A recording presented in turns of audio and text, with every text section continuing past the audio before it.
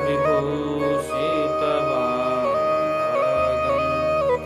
नारायणप्रियमनङ्गमदापहरम् वाराणसीं पुरपतिं भज विश्वनाथं नीलाम्बुजश्यामलकोमलाङ्गं सीतासमारोपितवामभागम् पाणौ महासायकचारुचापं नमामि रामं रघुवंशनाथम्।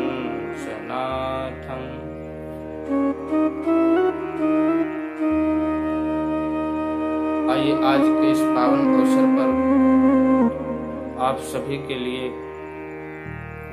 शास्त्रोक्त बातों का वर्णन करते हुए कि हमारे सनातन धर्म में विवाह कितने प्रकार के होते हैं, तो हमारे सनातन धर्म में विवाह का वर्णन बताते हुए शास्त्र कहते हैं कि हमारे सनातन धर्म में 8 प्रकार के विवाहों का वर्णन है। सर्वप्रथम विवाह का नाम है ब्राह्म विवाह। इस विवाह में कन्या का पिता वर के पिता से याचना करता है, प्रार्थना करता है कि आप मेरी कन्या को स्वीकार करें और बंधु बांधवों के सहित आचार्य को बुला करके कन्यादान का संकल्प लेकर के वर को कन्यादान दी जाती है, जो कि अति उत्तम कोटि का विवाह ब्रह्म विवाह ही कहा गया है। दूसरे नंबर का विवाह होता है दैव विवाह, जिसके अंतर्गत आपके घर आए हुए यज्ञ अनुष्ठान करने वाले ऋत्विज ब्राह्मण को आप अपनी कन्या दान दे दें तो इसे दैव विवाह कहेंगे। तीसरे नंबर का विवाह कहा गया है आर्ष विवाह, जो किसी ऋषि अपनी कन्या दे और ऋषि उस कन्या के बदले में आपको 2 बैल का दान आपको कर दे और 1 गाय, उसे आर्ष विवाह कहते हैं। चौथे नंबर का विवाह है गंधर्व विवाह, जिसे हम प्रेम विवाह के माध्यम से जानते हैं। हमें जिससे प्रेम हो गया उससे हमारा विवाह हो गया, वो राजी हम राजी, तो इसे गंधर्व विवाह कहते हैं। और 5वें नंबर का विवाह होता है प्राजापत्य विवाह, जिससे केवल संतान उत्पत्ति के लिए ही किया जाता है, जो कि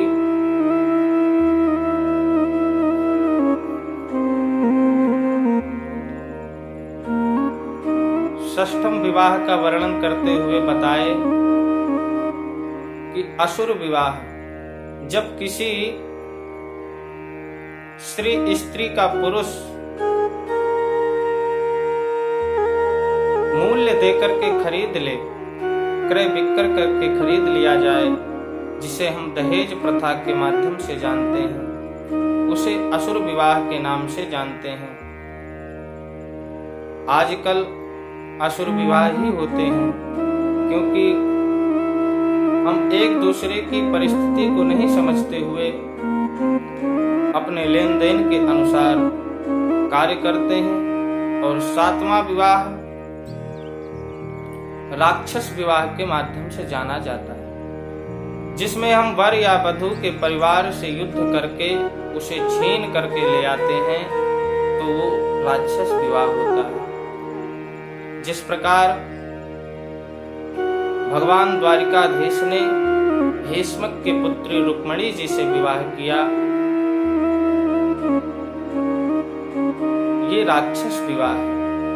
और सबसे निम्न कोटि का विवाह होता है 8वां नंबर का पैशाच विवाह, जिससे हम किसी को जब झूठा प्रलोभन दे करके झूठे आश्वासन दे करके उसको भ्रम में डाल करके विवाह कर लेते हैं, तो ऐसे विवाहों को पैशाच विवाह के नाम से जाना जाता है। इस प्रकार से हमारे सनातन धर्म के शास्त्रों पे 8 प्रकार के विवाहों का वर्णन बताया गया है।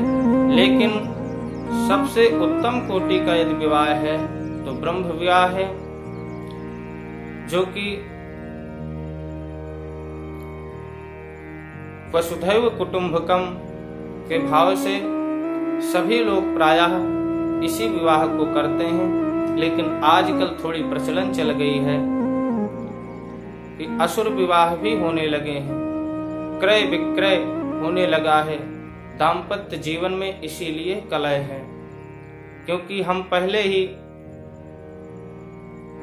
कन्या के पिता से मूल भाव कर लेते हैं, तो जीवन में परेशानियां आती हैं।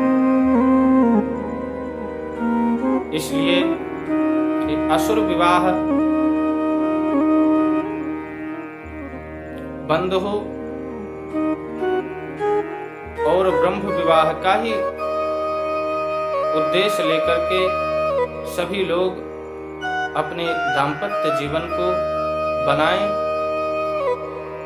जय जय श्री राधे, जय जय श्री कृष्ण।